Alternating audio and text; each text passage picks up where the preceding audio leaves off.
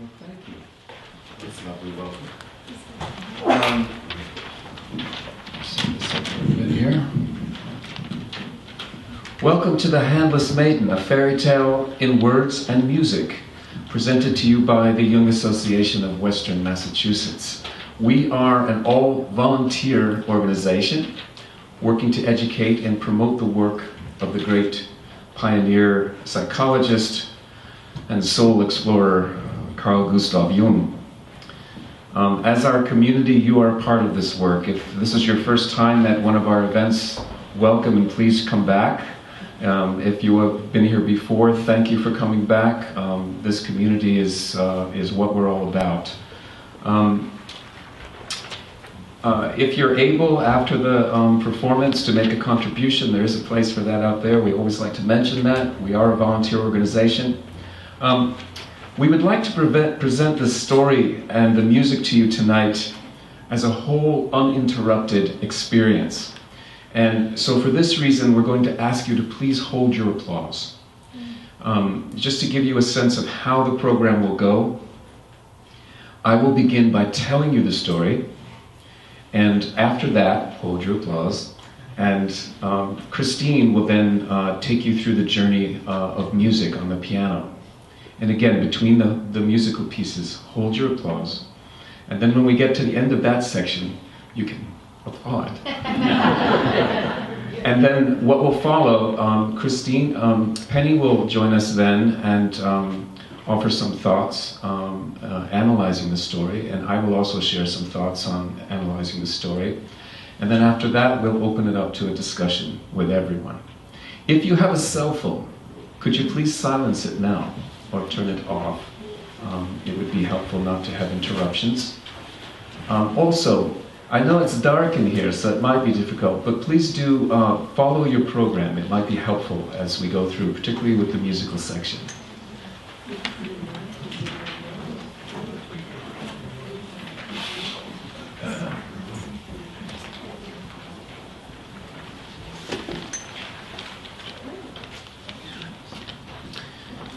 Once upon a time, there was a miller who was so poor that all he had in the world besides his humble cottage, where he lived with his wife and his daughter, was an old rickety mill and an old apple tree that stood behind the mill. Now it came to pass that a storm brought heavy rains that caused the river to overflow its banks. And when the waters had subsided, the river had changed its course and cut a new channel, leaving the miller's water wheel high and dry. Now, it just so happened that the new channel of the river was just over his boundary line, and so he had no way to rebuild, even if he'd had the resources to do so, which he did not. So he was no longer able to grind his wheat, and he was in a pretty rough situation. He didn't know how he was going to continue to feed his family. Now, some days after this happened, late one afternoon, it was getting toward evening. And as the miller was in the forest gathering firewood, there appeared before him a tall, cloaked figure, dark and ominous in appearance, and walking toward him. "Hail to you, stranger," the miller called out. "And what be your business here so near to the twilight?" The stranger drew near, and he answered, "Good evening to you, miller. I have heard that you have recently had a bad turn of luck with your mill." "Why, yes, sir. This is true indeed." "Well, I may be of some service to you in your time of need. You see, I'm in a position to make you a very wealthy man." Well, the miller thought this was rather strange, but he was curious. "What would be your proposition then?" he asked the stranger. "If you will but give me what stands behind your mill, I will return for it in 3 years' time. In exchange for this small favor, I will change the course of the river back to the channel it once ran and restore to you your mill and your livelihood. In addition, I will improve your mill such that your storehouse will be filled with freshly baked bread each day at dawn, and all you will need to do is come whenever you will and sell the bread." The miller heard this with great suspicion. How could such a thing be possible? And all of this for an old apple tree? He said to the stranger, "Well, I don't know. I can't really see how this would be of any advantage to you." The stranger said, "Miller, I will offer this only once. Accept my offer now, and I will also fill your cottage this very instant with riches and gold beyond your wildest dreams. You shall have these riches and the mill as I have described, but you must agree to this now without any further hesitation." And saying this, the stranger put out his hand to shake and seal the deal. Well, the miller thought to himself, "What do I have to lose? It's only an old apple tree." "Agreed." He said this, and he shook the stranger's hand, which was, by the way, very cold and clammy. Well, the stranger walked back into the forest and disappeared into the darkening twilight. The miller returned to his cottage to find it filled with all manner of treasures, and to find his wife standing there looking rather shocked. "While you were out gathering firewood, there was a knock at the door and men came in, and all these treasures filled the house. What has happened, husband?"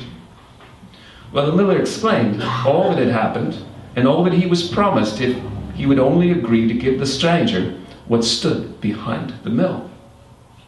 Well, just then the door to the cottage opened, and the miller's daughter came in, carrying a basket of freshly picked apples. Upon seeing this, the miller's wife began to look very dark, and she turned pale, and she said, "What have you done, husband?" And the miller said, "What are you worried about? It's only an old apple tree." And she said, "No, husband, it was not the apple tree which stood behind the mill, but our daughter. Did you not look to see what you were promising?" Well, the miller and his wife spent a long, sleepless night on their new feather bed, under luxurious silks and soft velvet coverings, wondering what they should do. Well, finally, the miller's wife said, "Perhaps he will simply forget. 3 years is a very long time." "Yes," said the miller, "perhaps he will forget." For the next 3 years, the miller and his wife enjoyed a new life of luxury where they wanted for nothing. It was just as the stranger had promised. Each day, the miller would go to the mill at dawn and find his storehouse filled to the roof with freshly baked bread. And each day, he sold every loaf, and he became richer and richer. When 3 years had passed, on the morning of that very day, the stranger appeared again at their door. Now the miller and his wife were terrified, and when the stranger knocked on the door, they pretended not to be home. They waited at the threshold just inside with their ears pressed against the door, hoping he would go away. But to their astonishment, suddenly the stranger appeared behind them in the room. It was then that they realized who this stranger was, for he was none other than the devil. "I have come to claim my part in the bargain, miller," he said in a voice that was mixed with cruelty and grim mocking. "Please," said the miller, "I didn't understand what I was doing." "That is of no consequence to me. You made your deal, and now you must pay what you have promised. Bring her here at once." Well, just then, the miller's daughter came into the room, having just bathed and put on a clean white dress. The devil approached her, but when he reached out for her, he was unable to touch her, as she was clean and washed with living waters, which repelled him. "No," hissed the devil, "this will not do. For the remainder of this day, you will not allow her to bathe, or to have any water touch her." Well, the frightened miller agreed to this, and the devil disappeared. That evening the devil returned. "Have you done as I instructed, miller?" "Yes," answered the miller. The devil then reached again for the girl, but again he was repelled. "Ah! What is this? You have given her water." "No, I assure you, we have given her no water, even when she thirsted." The miller's daughter had been weeping, and she'd been holding her face in her hands, and her hands had been washed in her tears and made clean. Now the devil was furious. "Have you an axe?" growled the devil. "Yes, it's in the shed." "I will leave and return just before the midnight hour. In the time between now and then, you will chop off her hands so that I can take her. Do this, or I will drag your soul to hell for an eternity of suffering." And saying this, the devil then disappeared. Now the miller's wife, and their daughter all fell to weeping together. "This is surely a terrible thing. What shall I do?" asked the miller. And his wife said, "To be dragged to hell by the devil for an eternity of suffering is truly a terrible fate. But you must decide this, husband." And then the miller's daughter said in her innocence, "I am your child, and I will do as you command me, father." And so, reluctantly, the miller went to the shed, and he got his axe, and he chopped off his daughter's hands, and with his wife they bound up the wounded stumps with cloth and medicines to heal them. And when the midnight hour was nigh, the devil reappeared. "Have you done as I commanded you, miller?" "Yes, I have done it." And the girl came into the room and stood before them. The devil then reached for her again, but yet again he was repelled. Once again the girl had wept, and the water from her tears had made the stumps of her hands clean, and so the devil could not touch her. Now the devil had made 3 attempts to collect on his bargain, and he had failed each time. Now because this is a fairy tale, there are certain magical rules which always seem to apply in situations like this. So after the 3 tries, the bargain was nullified in the miller's favor, and the devil could do no more at this point. He left in a rage, for he was neither able to possess the girl, nor take her father's soul to hell. The miller said to his daughter, "It is because of you that we have all this wealth. You will never want for anything as long as you live, and we will give you anything you could ever want or need." But the miller's daughter said to her father and to her mother, "I'm going to leave now and go into the world. I will depend on myself and on the goodwill and the mercy of others in the world to make my way." And so she left. And she walked all day until the evening, and she came to a river. And across the river, she could see in the moonlight a beautiful garden filled with fruit trees. Well, she was very hungry, and all that fruit looked pretty good. But the rushing waters of the river prevented her from getting there. She didn't know what to do. She knelt down by the river and she prayed. Well, suddenly there appeared before her an angel, and the angel went to the sluiceway and closed it so that the waters receded and she was able to cross over. Now this garden belonged to a good king, and he kept an eagle eye over all of his kingdom. He had had every single piece of fruit on every single tree in his garden numbered so that none of them could be taken without his knowing. Yeah, he was a good king. He was young, and maybe a little hypervigilant, a little controlling at this point in his life. Well, the gardener was in the garden and saw the young woman and the angel come in. And he thought the young woman must be a spirit.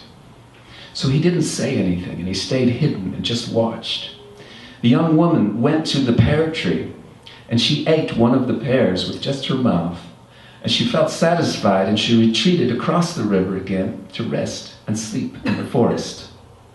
Now the next morning, the king came into his garden, and he noticed almost immediately that one of his pears had gone missing. And so he summoned the gardener, and he said, "Gardener, where is my pear?" Well, the gardener explained that an angel and a spirit had come into the garden the night before, and that the spirit had eaten the pear. And the king said, "This sounds pretty unlikely to me. Why would a spirit need to eat a pear? I will hide in the garden myself tonight, and I will see if they will come again." And so as the king was hiding in the garden that night, he watched as indeed the angel closed the sluiceway again and allowed the young woman to cross over into the garden. The young woman again went to the pear tree, and using only her mouth, she ate a pear. Now seeing that the young woman had no hands, the king was filled with compassion. He approached her and he asked, "Are you a spirit or are you mortal?" And the young woman said, "I am mortal like yourself, though I have been abandoned by everyone but God."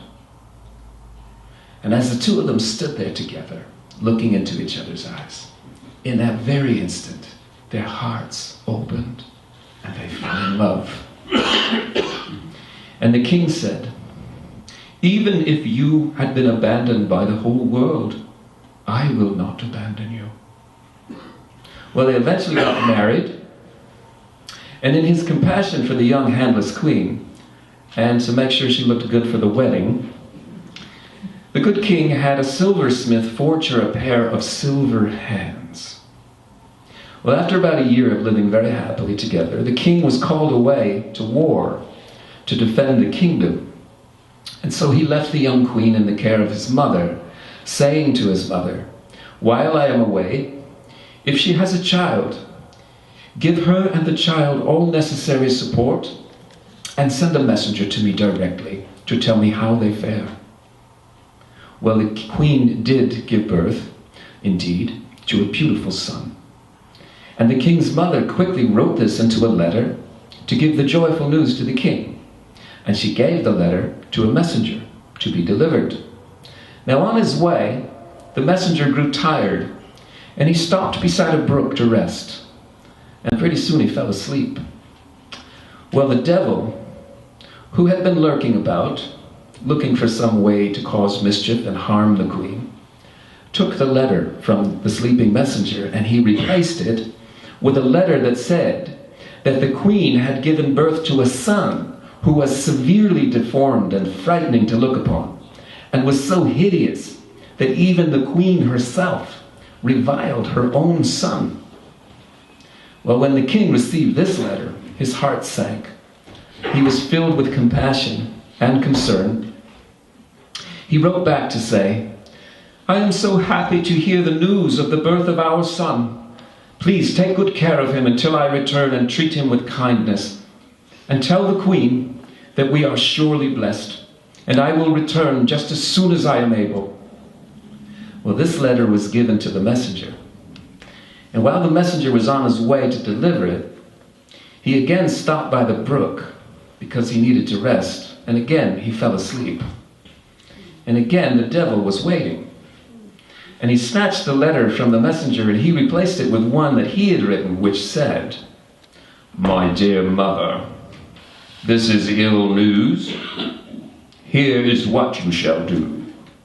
Have the child and the queen killed immediately and without hesitation, This is the king's will, and you will carry it out.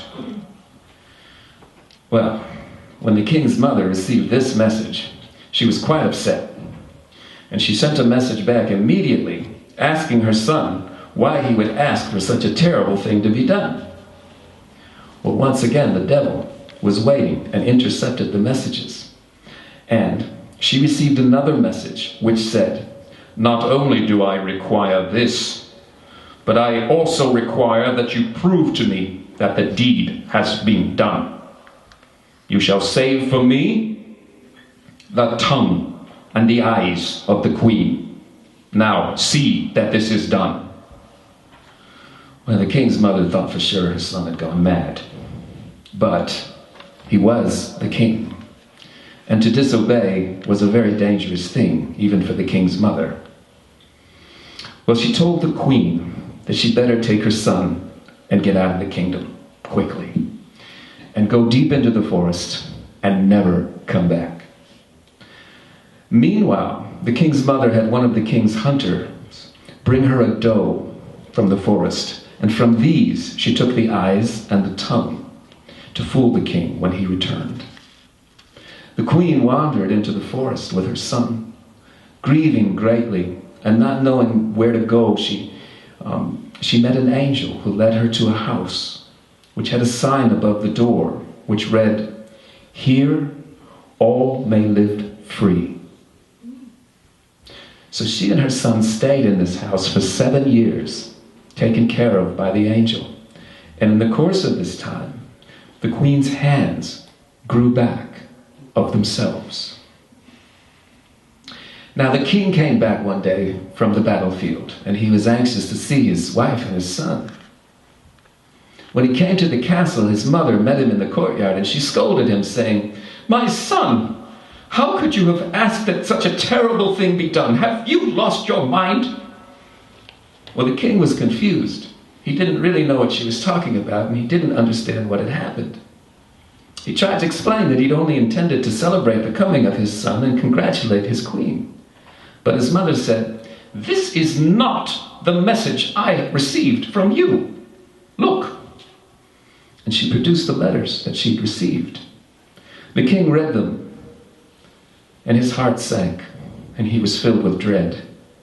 And then his mother produced the tongue and the eyes that had been cut from the doe.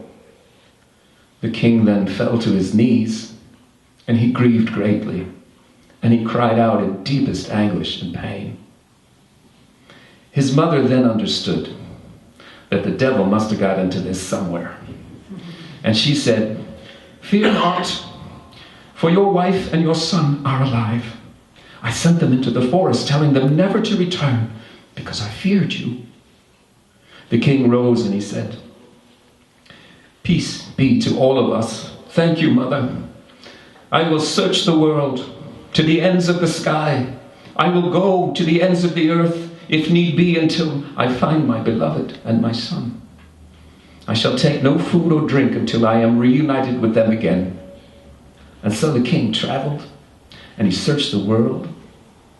And he searched the world for 7 years, until one day he came to a little house deep in the forest, which had a sign above the door, which read, "Here all may live free." He went to the door and he knocked, and he was met by the angel, who welcomed him and asked him where he'd come from. And he answered, "I had been searching the world for my beloved queen and for my son, who were lost to me through the devil's mischief. But alas, I cannot find them." And the angel said, "Please come in and have some food and refreshment, your majesty." And the king said, "I will come in, and I will take my rest. But I will take no food or drink. I thank you for your courtesy." And so saying, he entered the cottage. He laid himself down before the fireplace, weary from his journey, and he covered his face with a cloth to shield his eyes from the light of the fire. Now the angel went into the next room and said to the queen, "The king, your husband, is here, and is resting by the fireplace. Take your child and go into him." And so the queen and her son came into the room, and they saw the king sleeping by the fireplace. Now the good king was snoring a bit, and as he let go a large rumbling breath, the cloth that he had set on his face rose up into the air and fell down beside him. The queen said to her son, who had been given the name Child of Sorrows, she said, "Child of Sorrows, go and return the cloth to your father's face." But the child said to her, "Mother, how can this be, my father? You have told me that my father was in heaven. How can this mere mortal, this snoring wild man, be my father?" Well, hearing the conversation, the king woke up, and he saw the queen, and he thought he recognized her, but he was a little unsure because it had been a long time. And so he asked her who she was. And she said to the king, "Are your eyes still closed in slumber? Do you not recognize me? I am the queen, and you are the king, my husband." "How can this be?" asked the king, and taking her hands in his, he said, "My wife had hands made of silver, but your hands are whole." Well, just then the angel brought in the silver hands and set them before the king. And the queen said, "By God's mercy, my hands have grown back again." And so the king and the queen were reunited, and their son, who had been given the name Child of Sorrows, was from that day forward called by everyone Child of Joy. And they all lived happily ever after.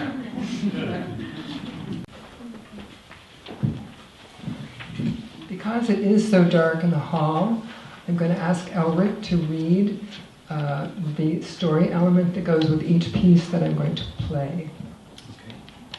So, we meet the protagonist of the story in a tender mood.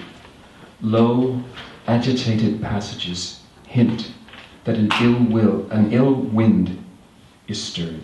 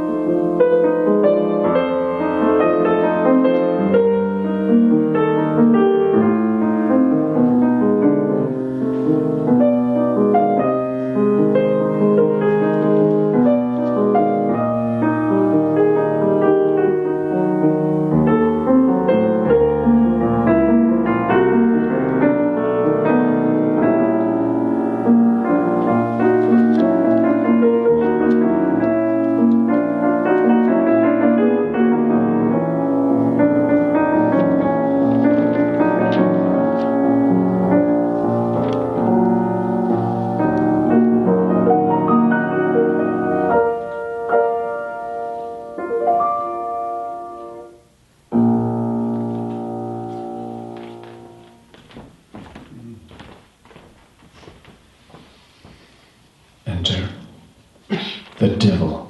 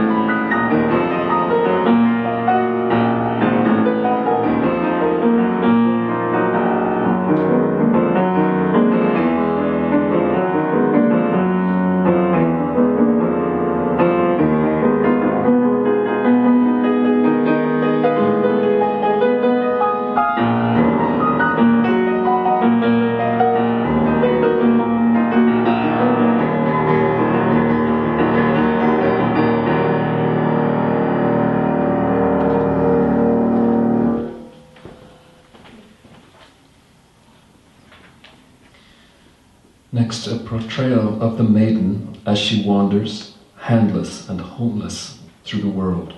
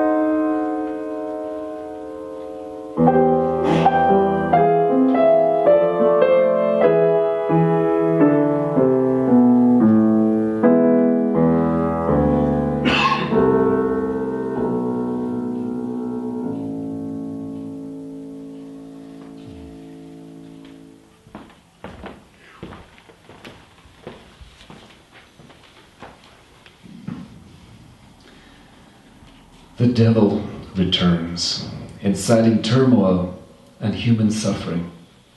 Demonic triumph is sounded in the final chords.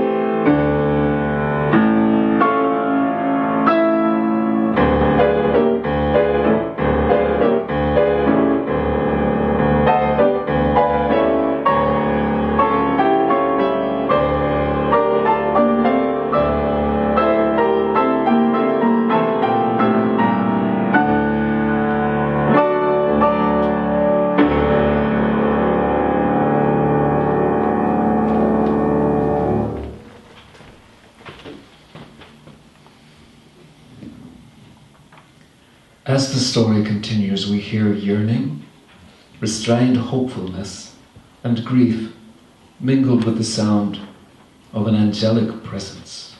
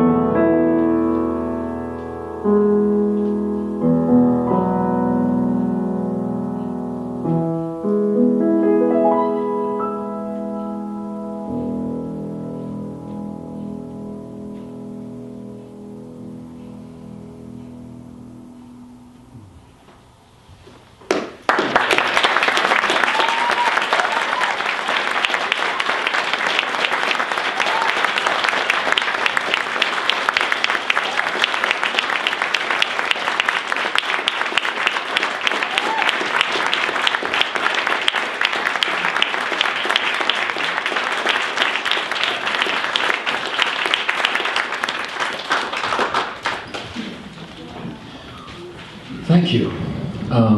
Penny's going to come up now, and the next part of our program will be some commentary on the story.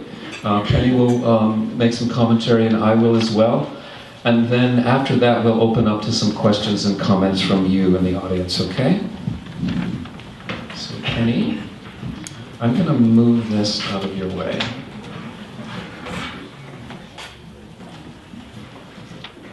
Hopefully that will somehow work.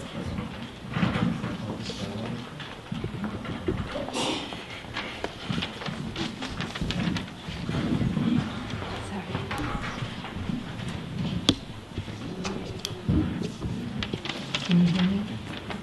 I speak very softly. What a wonderful audience.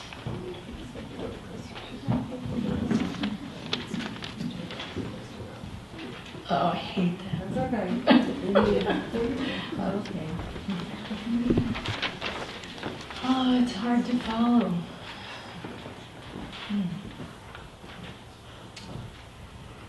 So, what I'd like you to do now is to go inward, to just rest your eyes and go inward,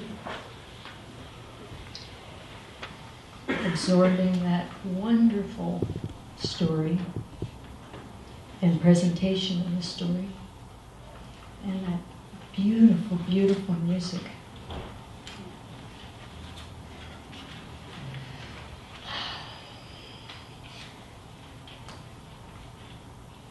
Ask yourself, what touches, what moves me about this tale?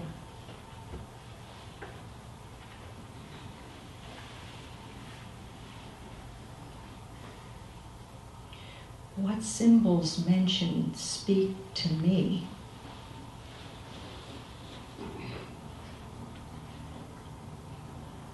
Who in the story do I identify with?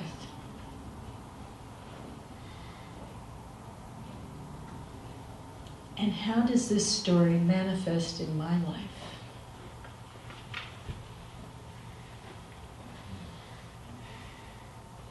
Okay.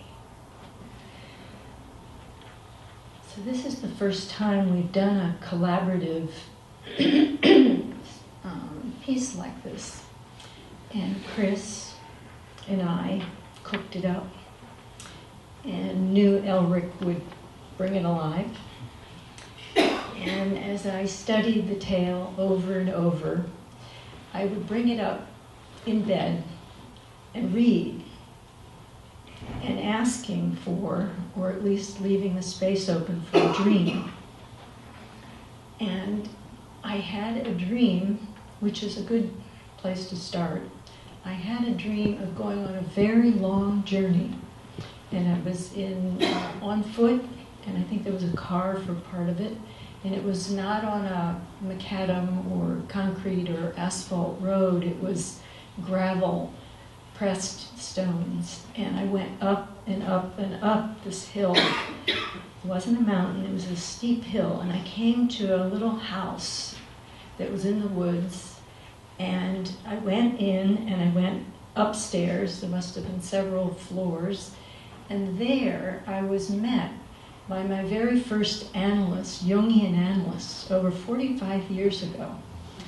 And she had trained in Zurich, and she knew von Franz. And she had a house in Arlington that was like a fairy tale house. And she died many years ago, and I haven't seen her in a dream or anywhere. So it was just a meeting, and I woke. And as I was listening to Chris playing and hearing the story, I realized that the house of Jungian work, that house in particular, has been a place where I could dwell free. And I think there's so many places that are not free. And I think the relationship and Jung's deep, deep, heartfelt and brilliant work all came together for many, many years in my training. And I hope that I create that fairy tale house where those who come dwell free. But I thank you, because music for me is totally transformative, transportive. And words are lovely, but music is what takes me right to heaven or hell or wherever, but definitely transformative. So I will talk a little, but this does not compare to studying a tale, listening to music, and letting it work on you. Just really letting it work on you and sharing it with someone. So, von Franz spent many, many years studying fairy tales. And she talked about the structure of all fairy tales. And there are important elements. It's like a skeleton. And there are alchemical processes going on. And afterwards, I will also comment on a little temporal, clinical look at this tale in our cultural context. So I'll be weaving back and forth between the symbolic story and our daily collective realities. So in 1963, von Franz, who had been an analyst for many years, she started at 18 with Jung, she offered a lecture series at the Zurich Institute, and those were gathered and made into a book called The Interpretation of Fairy Tales, and Thayer and Anita were part of the people who funded that project. So they were there. So thank you for that. So fairy tales are this is kind of paraphrasing von Franz.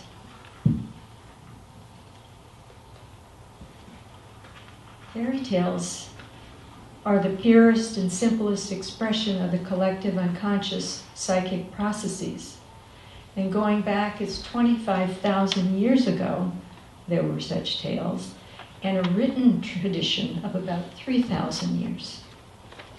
Von Franz goes on to say, and I'm paraphrasing, that all fairy tales endeavor to describe one and the same psychic fact, what Jung calls the self, the psychic totality of an individual and the regulating center of the collective unconscious, emphasizing different stages of this psychic process, with all stages equally valuable, whether you're just beginning or you're in the middle or you're coming to a conclusion.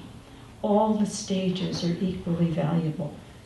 Shadow confrontation, anima-animus development, struggling for the inaccessible treasure or hard treasure, hard to find, etc.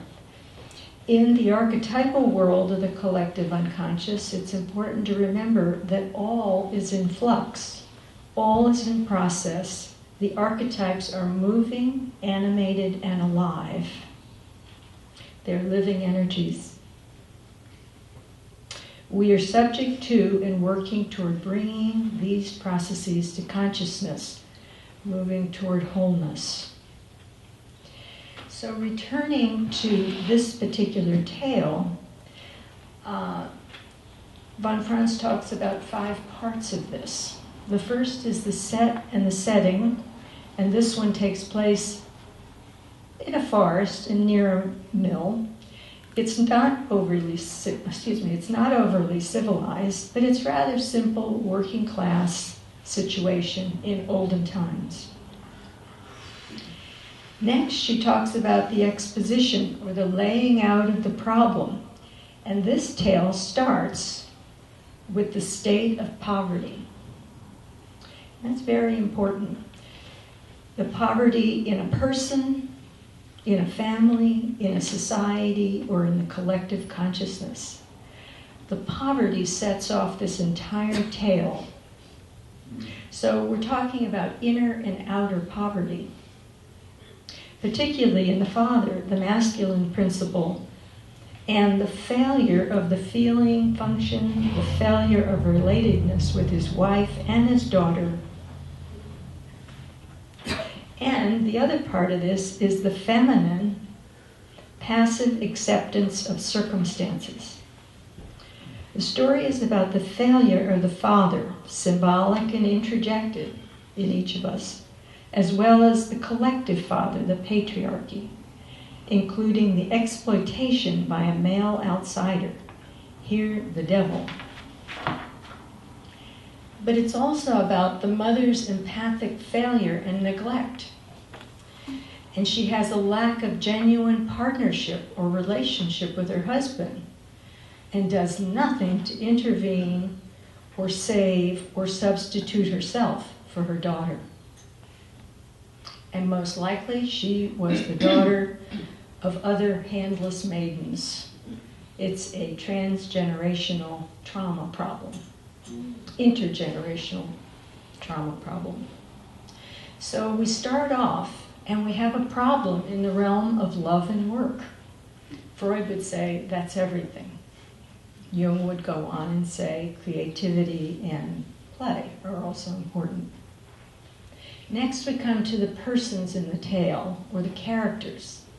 Here we have the archetypes of the father, the devil, the daughter, and the wife. Von Franz calls these the dramatis personae.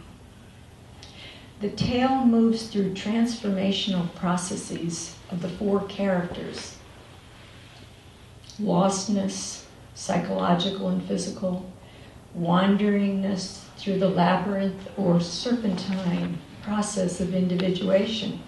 Both the daughter and the king suffer loss and grief and must wander in nature. They must go into an introverted healing process.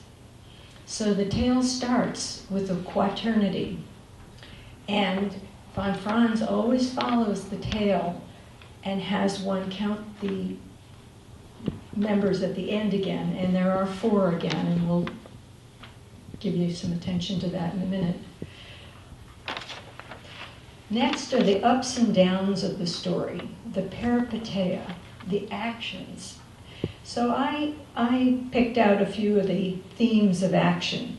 The action sets the story rolling. It starts with the temptation by the devil, the archetypal shadow, the dark side of the self, undeserved gain, the process of violent loss, payment, and the true meaning of having hell to pay, and the dissolution of the initial family constellation.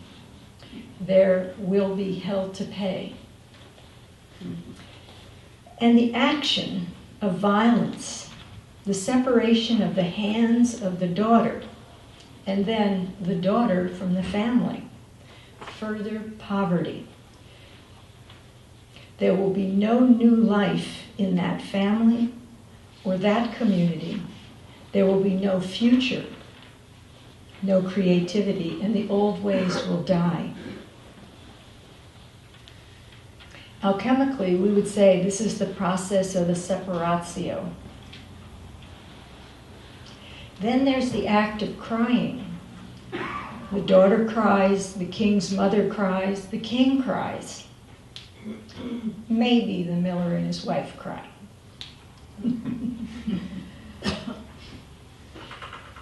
So the act of crying and having tears are another alchemical process, the process of dissolution of the old forms, the dissolution of defenses, sadness and grief.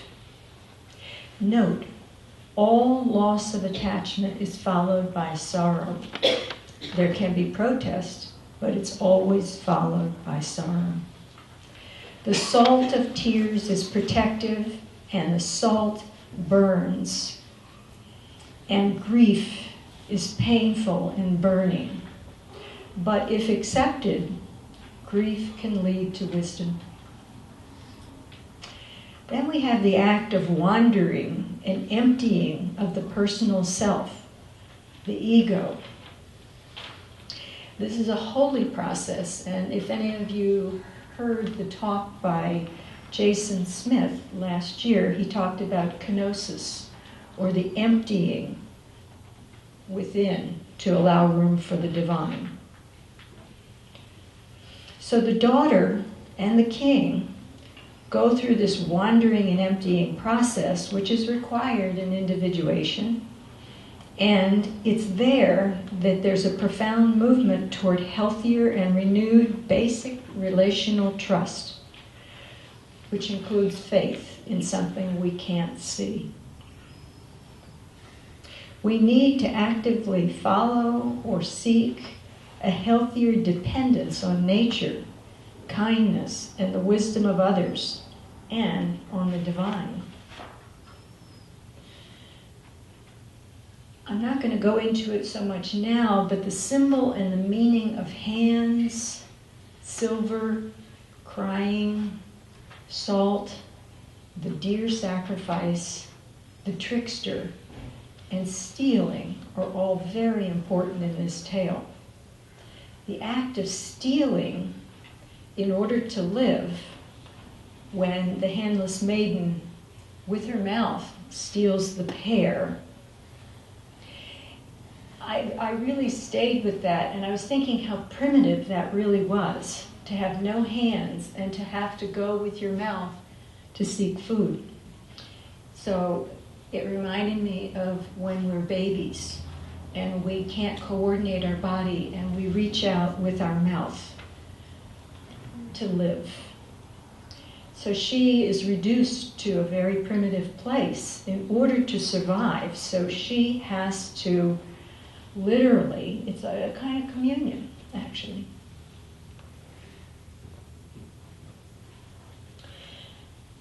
I think it's very important to learn to steal. It's a hermetic quality. And as I thought more about her stealing the pear, the truth is she was really making contact with Mother Nature, which is really free for all of us, and that the king owned it and counted it and controlled it, like many people do with land and property and things. But the truth is she was stealing back her own life by taking that risk. Then the act of conception. After the first meeting and marriage of the king and the handless maiden daughter, new life is conceived. Creativity and futurity. And then both of them must access their deepest grief and redemption of the feeling function. They both must come to terms with fate, use personal effort, and be humbled. There has to be faithful dependence on divine intervention. This is the invisible. This is really hard to do.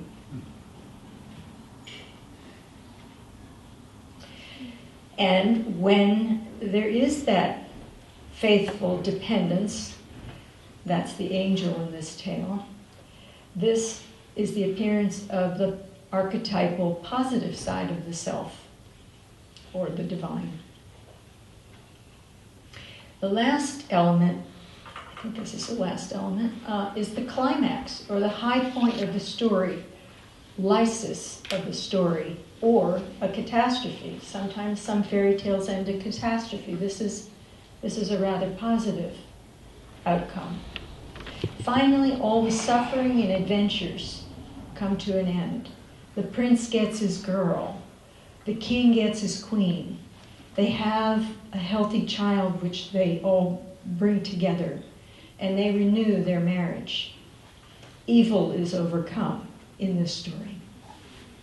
The initial old self-centered father is now transformed into a king who had to suffer internally to develop compassion and individuation. The too willing, passive, obedient daughter must survive. She has to become self-reliant, and she has to accept divine help.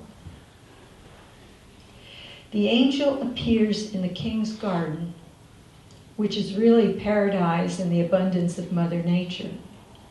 And the angel also appears in the cottage in the woods. Again, it's kind of a nursery and a paradise of Mother Nature, where the daughter heals and her hands spontaneously return healthily. And in the cottage in the woods, I already said that, sorry. The angel is a form of the divine or spiritual mother, in contrast to the initial mother who didn't protect her daughter. And the devil who initiated the temptation, the chaos, and misery disappears for now. For now. His work as the dark trickster, Lucifer, is done. This is really important because often we have to confront darkness, the confrontation with the personal and sometimes the archetypal. Darkness is part of the journey. So expect it. By the end of the story, the angel transforms, actually, and becomes a more human form. And it's really at that final royal table, she is now the compassionate queen mother, with the king, the queen, and the prince. The initial quaternity of archetypes has evolved to the king, the queen, the prince, and the royal grandmother. So there's creativity, there's a future in the kingdom, so it heals the entire kingdom and it assures the ongoingness. From a loving union and divine help, a young prince was born. He is the future, a more developed ruling principle. A future is possible in the family and in the kingdom. Everyone benefits.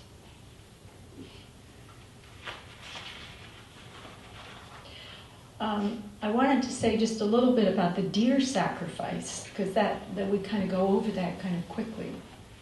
The deer, sacred to Artemis and almost every culture around the world, is known to be the creature of the heart.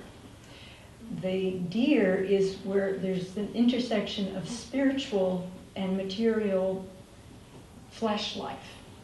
And it's the deer who is an experience of spirituality in the flesh, the way it can almost fly. The deer is very important. So the queen mother actually has the deer killed, so she's involved in another act of killing. But maybe for a higher purpose, to save them all, as opposed to just for greed. The deer is also the only creature, the only mammal that can grow new bones. The deer can grow horns every year, can shed and renew the very basic structure of the creature. I don't think I'm going to read any more, but I would just like to talk a little bit about crying, because it was such an important part of this story. It's such a basic emotion of pain and fear.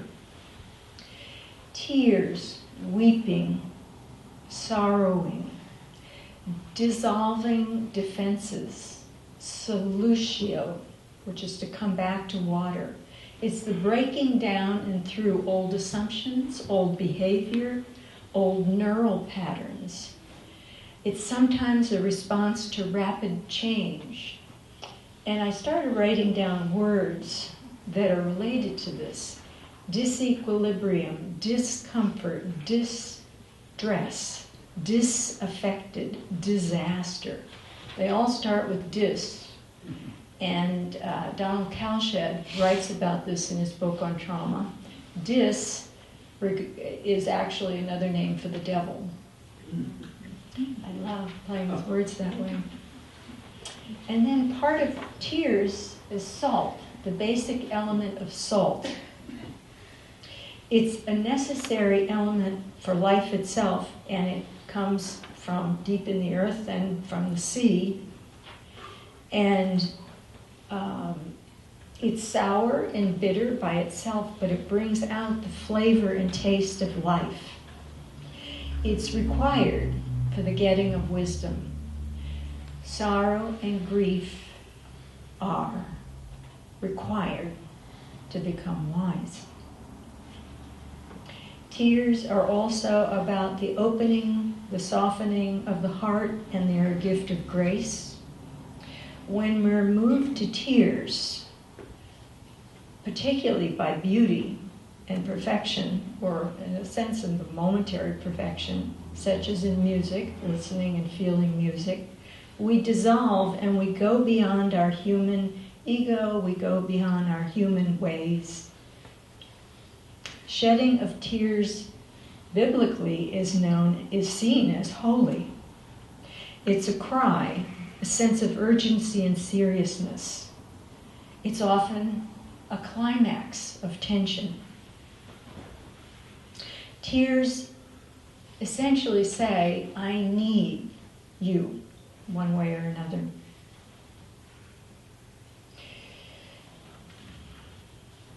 And tears are a symbol of regeneration. They're universal for suffering, and they're universal in the experience of beauty. Tears are an outlet of the heart. This is very much an aside, but one of the things I read was that tears and crying have an effect on male testosterone and sexual arousal.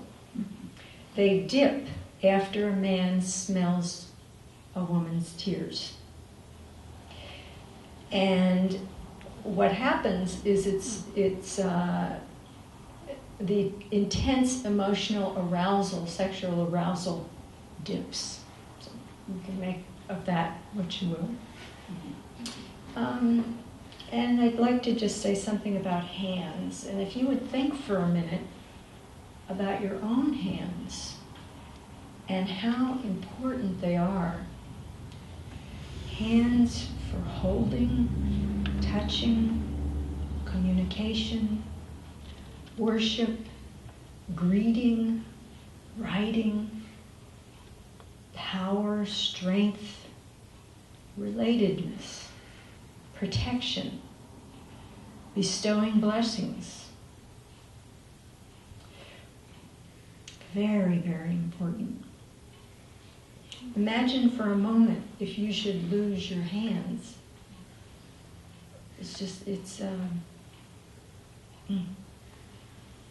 And the vulnerability we would be going through because we'd have to depend on others.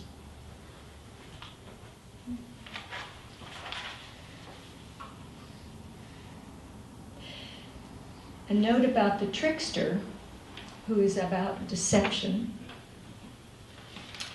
Whenever you trick or deceive, psychologically speaking, you amputate the hands of your most tender feeling, function, and creativity. And it was not lost on me that the journalist was dismembered by evildoers. So I won't say more about that, but I will say a word or two about the clinical earthy level of this story and the severe traumatization of a child, here a daughter, via sacrifice of innocence, brutal violence, the concretization of bodily intrusion, incest, dismemberment, objectification. All those are failures of the relationship, the family, and the basic social system. Basic trust fails for that child. Mother and father betray their daughter in this story. And with this wound, the daughter, and this is really very interesting, this particular daughter, the handless maiden, knows she has the good sense to get out of there. It's astonishing. And like a dog, she'd rather die alone in the woods than to stay around a violent home. There are profound lifelong consequences to such profound early wounds. Disturbance of basic trust in the family ends up affecting society, the kingdoms, the earth. And I could, go on and on, but I won't. I will mention three little books. Von Franz, The Interpretation of Fairy Tales. Robert Johnson wrote a wonderful little book that some people know about called The Fisher King and the Handless Maiden. It's very accessible. It's a very lovely little book. I urge you to look for it. It's a little slim volume. And if you want to read a bit deeper analysis, there's a book by Gertrude Nelson called Here, All Dwell Free. Both of these books were written in 1993 or published. And I found it really wonderful for deepening in various feminine tales. And Robert Johnson is the one who directed us there. And both are available, usually used because they're old, or in your library. So I invite you to let yourself in a little more deeply. So I think that's all I'll say, and now Elric's going to share some things, and then we'll open it up. Okay.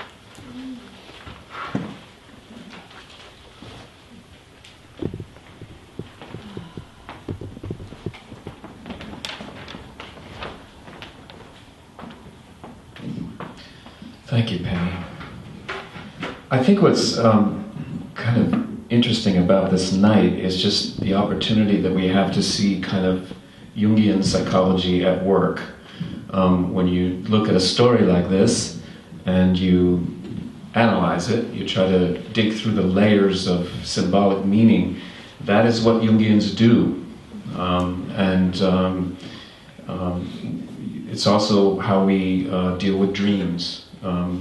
When we look at a dream, we look at a dream very much the way we look at a fairy tale like this. So Penny asked me to share some of my thoughts. I'm a bit of an amateur here, so I'm just going to go for it. Now, for many of us, when we read or hear this story, we're struck first and foremost by the violence of the chopping off of the innocent maiden's hands. We see this as a wounding of the feminine by an unconscious or an undeveloped masculine. In our culture, girls are often wounded by their fathers, as the fathers carry forth the cultural patriarchy unconsciously and often unwittingly devalue the feminine in their daughters and in themselves. Like the miller, they're often unaware of the cruelty of this in the same way that the miller does not understand that he's giving his daughter to the devil because he never looks to see what stands behind the mill. He's not yet fully developed a conscious attitude, an attitude of self-awareness.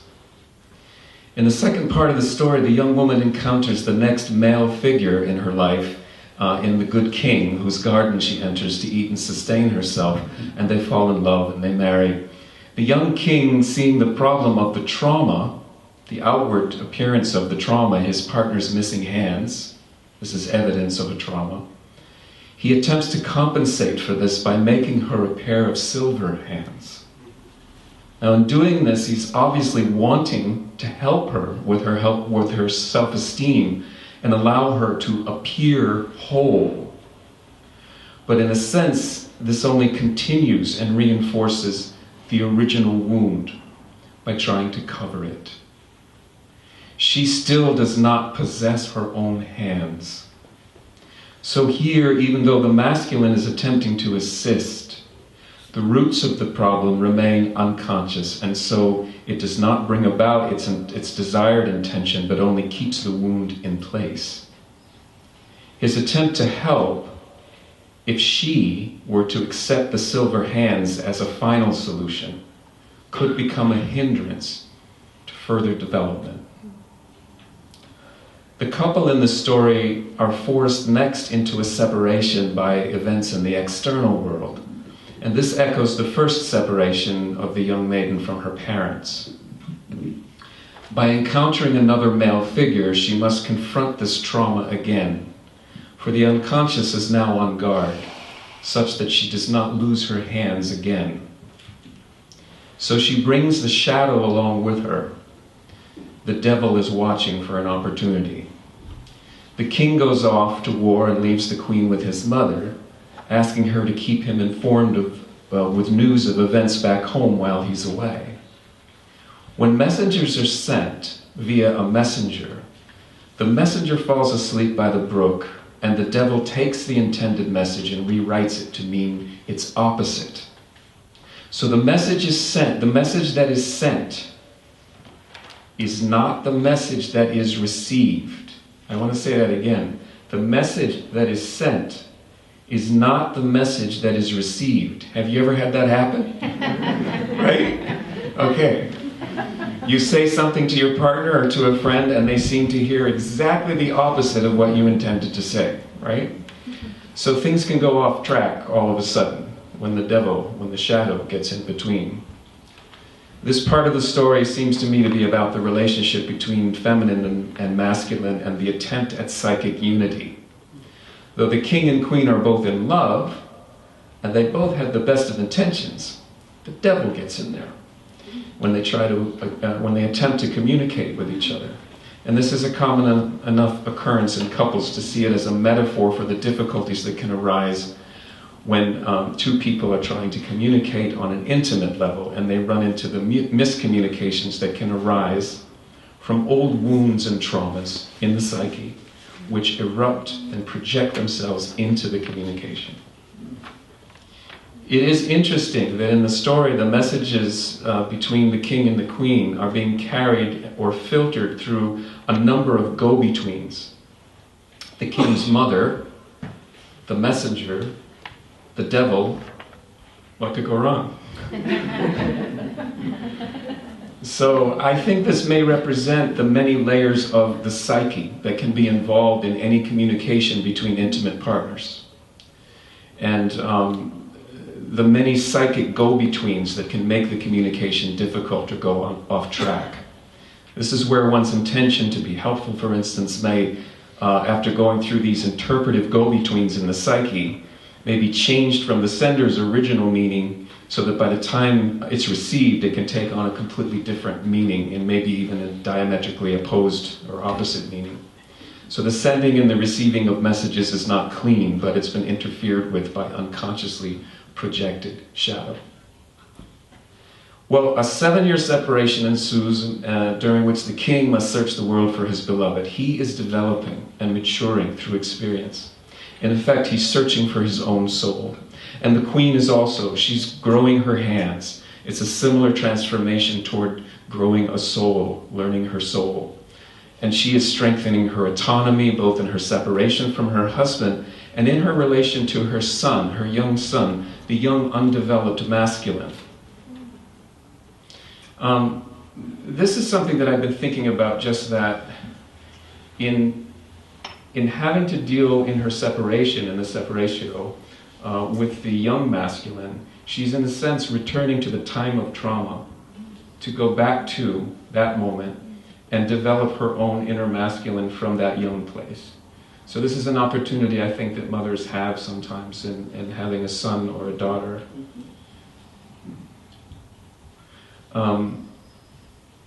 So in this time of singleness, she grows her hands back, she regains her authentic creativity, she gains possession of her own agency, bringing her own soul to blossom.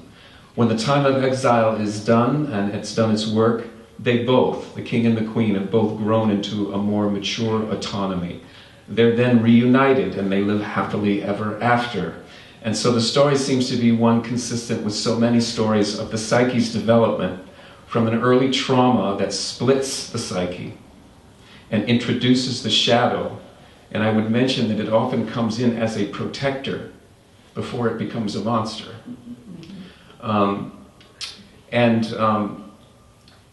through the journey of transformation, this allows for the reintegration of the rejected shadow parts and the wholeness of individuation through the union and integration of masculine and feminine. So that's pretty much what I had to say. I did want to make a couple of, I had a couple of notes about my conversations with Christine as we were exploring this story together. She pointed out how interesting it was that the king had every piece of fruit in his garden counted and numbered. And that was the general gist of why I made that joke in the midst of telling the story, that he was young and perhaps a little bit, overly controlling. He hadn't yet developed, he was just developing a conscious attitude at that point. And as often happens with young people, he overdoes it a bit. It takes him time to really attenuate that logos power of counting and being self-aware. Christine also made the wonderful observation, which Penny repeated, of eating the pear in the garden. She points to the fact that the maiden must take the fruit with her mouth. She has no hands, and that this is similar to the way a child takes its first nourishment from a mother. Anyway, that's... And I did want to say about the tears, that the tears also, it strikes me that that is also the living waters of the soul. And in shedding them, we are back in touch with that in the spirit. So, in the womb. In the womb, yes. So, did you have any more that you wanted to add at this point, or should we open? That's open. Okay, so from here, we'd like to open it up to your questions, your comments. We will have a period, get right up close to 9 o'clock, and at a certain point I'll bring us back, and Christine will play one final piece on the piano to send us out, and there'll be refreshments outside. But for now, we're going to open up to your comments and questions. Do you have any questions, anyone? Anita? I think this is a peculiar fairy tale for a patriarchal age, and it's changing because girls and women are growing back their hands. Yes. I wonder how many men here, because you're supposed to have hands, you're supposed to have agency, and little boys grow up to be that way still in our culture. So I have experienced the handless maiden, because it's all about having agency when agency is needed, and or having a strength of ego to speak when is what must be spoken. And I have the feeling of growing back my hands and arms, but I don't think this is true anymore. The patriarchy is really crumbling, but I don't think males see that yet. And I think Some of us do. yes, I know you do. But I wonder how many men here have truly had the experience of being handless or without agency. That would be very interesting to me. Can I just make one comment? I did want to share this with you just very quickly. I work up at the Mount in Lenox as a tour guide, and I was sitting out at the gate this past summer when we began this project. I had spent the night before reading stories to try to acquaint myself with this, various versions of the story, so I could come up with my own. Anyway, so I'd spent the whole evening in this. And the very next day, I'm sitting outside the gate up at the Mount, Edith Wharton's house where I work. I'm sitting at the gate, and a group of people approaches me from the garden. And I watch as they approach, and as they approach, one person in the group, there's about 6 people, 7 people, one person in the group, something is odd about her as she's approaching, and I can't quite see it until she comes upon me. And as she comes upon me, I realize that she has no hands. Literally.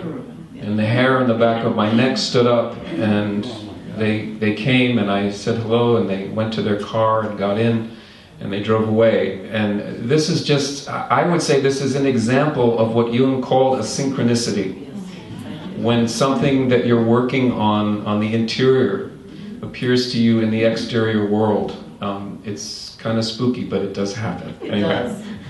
Erica. I just want to point out that the tears keep coming up in the story. The devil can't touch her Yes. because she's cried, and tears are very purifying. They're an act of pure beauty and emotion. I'd like to respond to the question. Oh, yes. Go I ahead. was a single parent raising 3 children, 2 older daughters. And when my daughters came into puberty, I felt very handless. I had no idea how to guide them. And I called on my sister to come and talk to them about what they needed to do for that. But I had... That was a good idea. Yeah, it was. Thank you. So I would like to address Christine.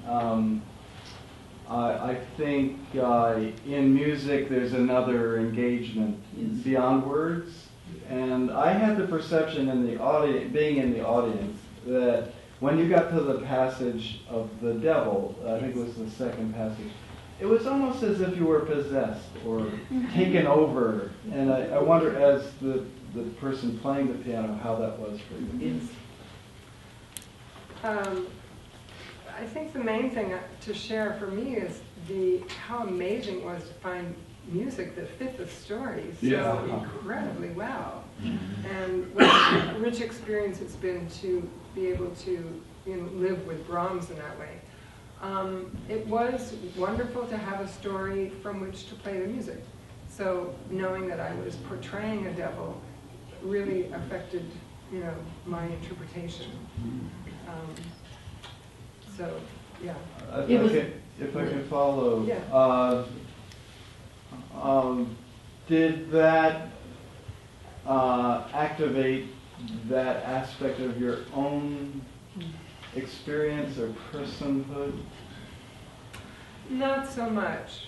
I think because I'm just caught up in the motor activity of it. But I played the set of pieces for a lot of people. And a lot of people, someone who's here, Leslie, who's here, listened to me play it in my living room, and she said, I really like the devil music because it allows me to engage with the devil in a safe way. So, and many people have responded very positively. They say, I like the devil music. So, Well, it was so appropriate for you to be persistent. I think one needs to be persistent with the devil. You throw up your hands and you start it again. oh, well, there was that too.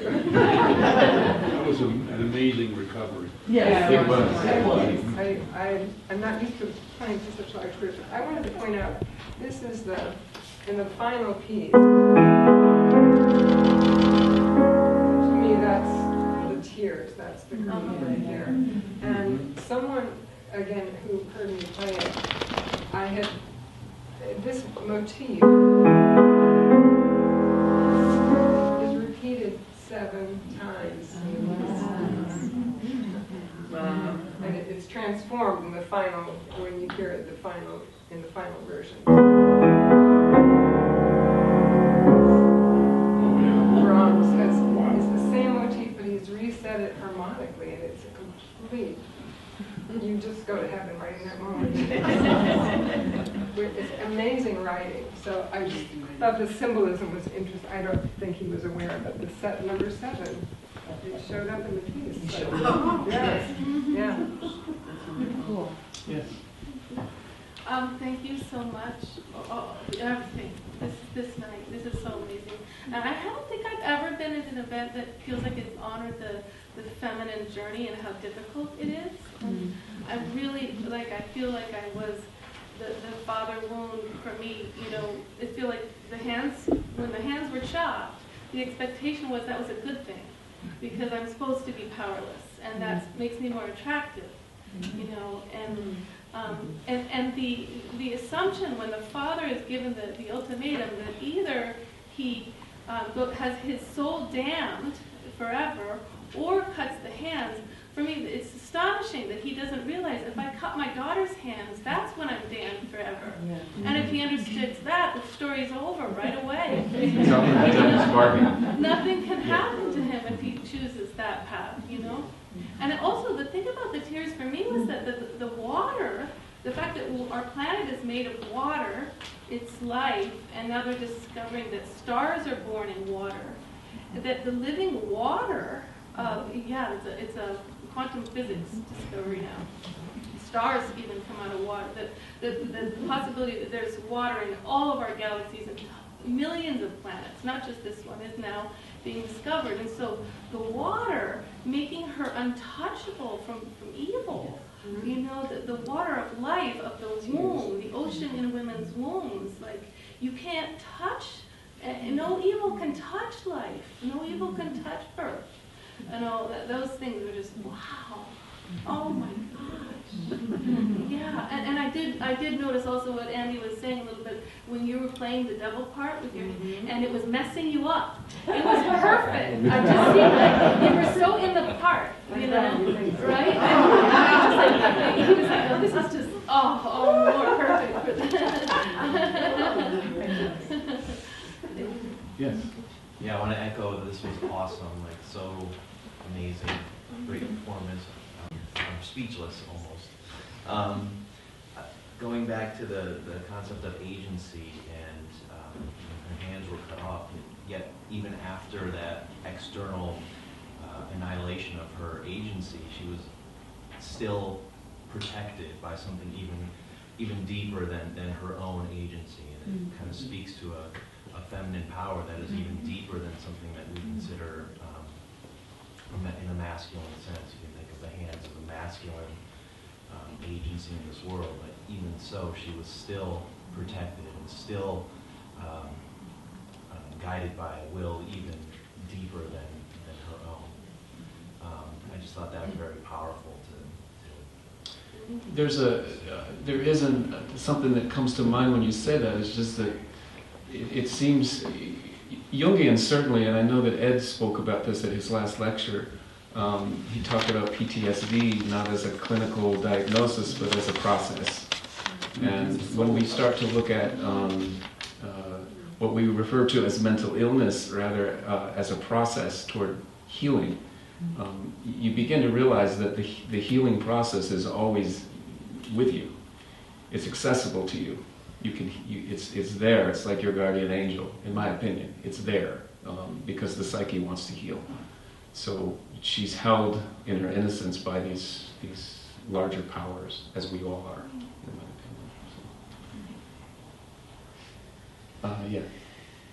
I found myself curious about what it would be like to enter the story from the perspective of the rivers and the waters. Penny said that the initial problem is the poverty, which is true, but another initial problem is that the water was pushed off course. And the feeling element, the emotional element was in the wrong place, and it was high and dry. Like that languaging was really interesting to me. And when it came to me was actually when the messenger falls asleep by the river. And I was like, oh, he falls asleep, and then I went backwards, and I was like, oh, she had to cross the river to get the food, and that's when the angel appeared. There are all these places where this river or water, and the first time the devil comes, he couldn't touch her because she had been washed by the clean water. That was before she was crying. So there's all this powerful water story in the story as well.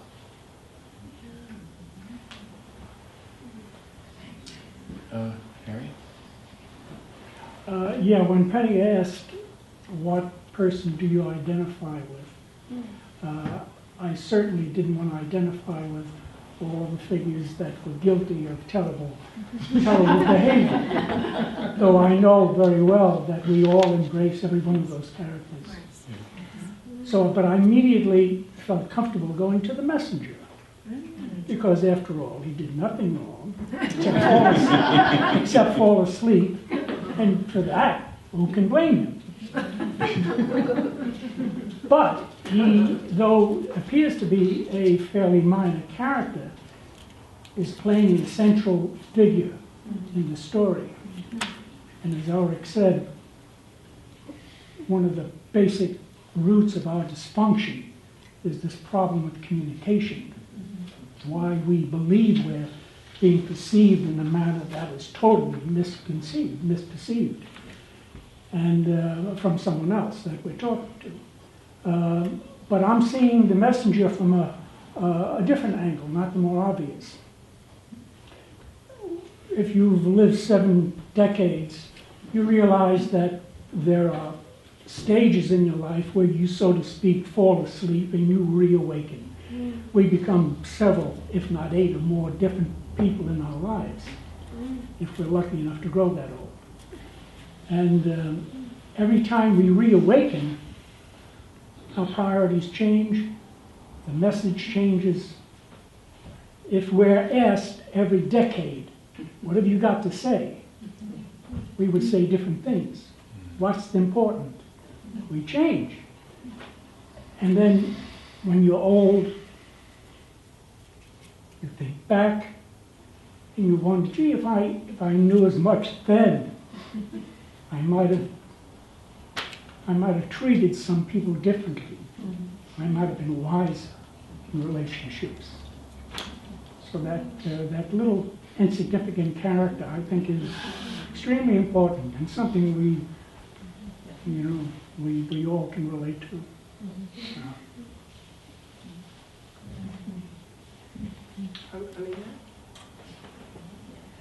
I was just curious, obviously a very old story, but I'm not familiar with this story at all, and I'm wondering where it's derived from, because it's not credited to any particular person, and why you brought it to us.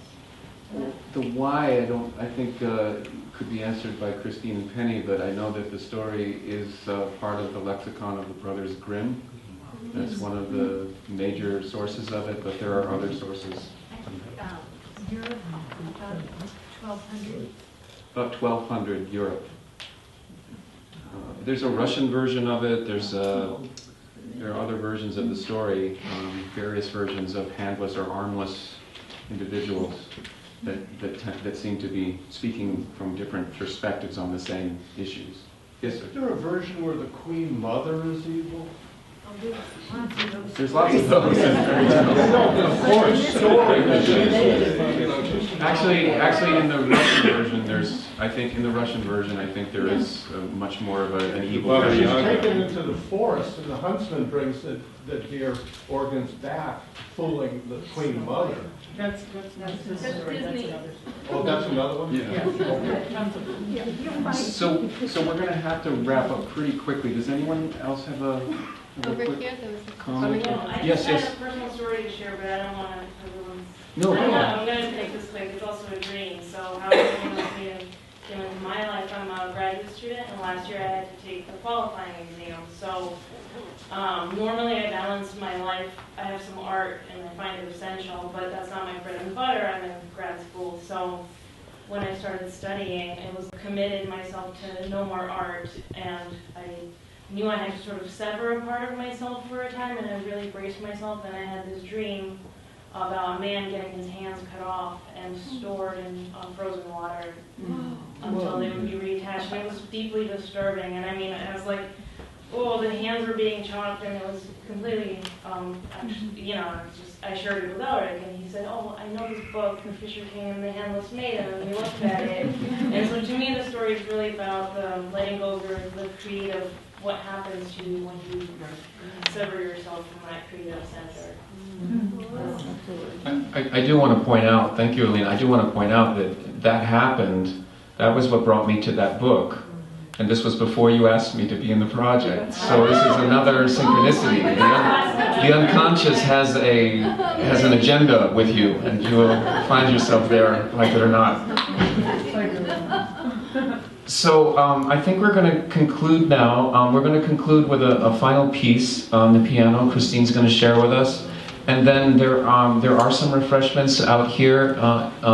We do have to ask not to bring food into this room, but you're welcome to have refreshments out there. Erica, yep? I just want to point out first Friday in February. Yes. Anita's doing a fairy tale, The Beauty and the Beast. Everyone should come to that. You will want to see that. Has similarities. There are flyers out Oh, there. yeah. There's some flyers out there. Anita's right here. She is a fountainhead in this community. Please come and see her talk on Beauty and the Beast. It will be amazing. I will be there. It's at Smith. It won't be here, but it will be at our usual meeting place at Smith. Thank you all so much for coming. You've been a lovely audience, and we so appreciate you. Thank you so much. Christine? We return to the key of B flat, which was the key of the first piece that you heard. So it's a completion of that cycle. I think of this piece as a benediction, which is how I offer it to you.